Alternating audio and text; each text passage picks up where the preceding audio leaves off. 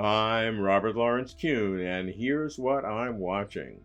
How China's people-centered philosophy of poverty alleviation and rural revitalization enable real understanding of China.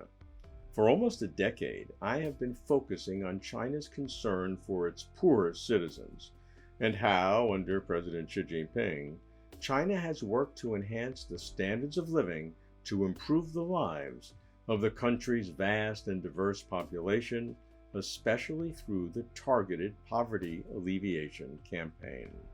As an example of the absence of understanding, when a rather sophisticated foreigner watched my documentary on China's poverty alleviation campaign, he remarked, "I didn't realize China's leadership cared at all for its poor."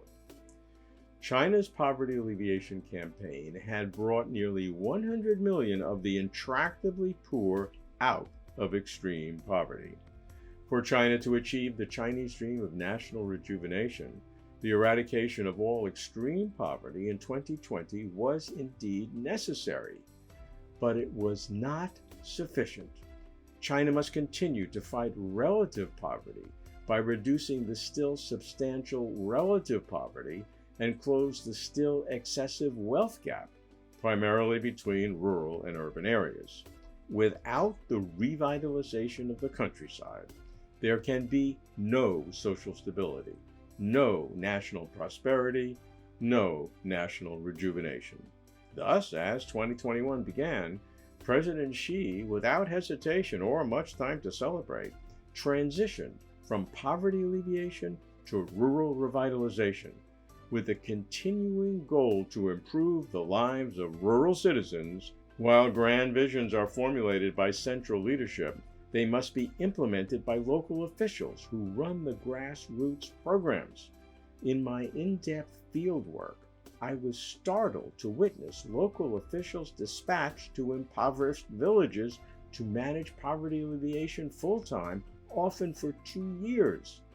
Party officials fighting poverty could not be promoted unless and until they fulfilled their specific numeric poverty alleviation goals.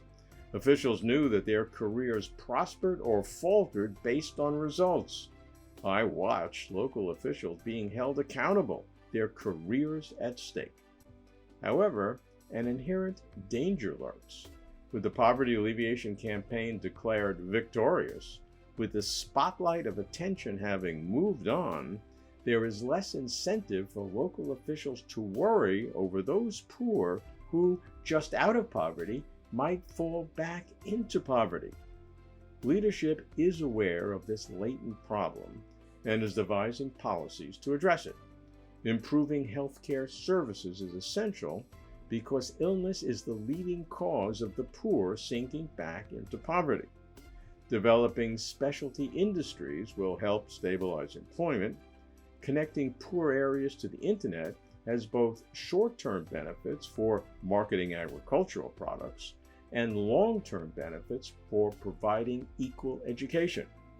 And for those poor villagers who were relocated, enhancing social management will help them integrate into society. Critically, the government is not just taking the word of local officials. Independent evaluations assess the real status of formerly impoverished people and areas.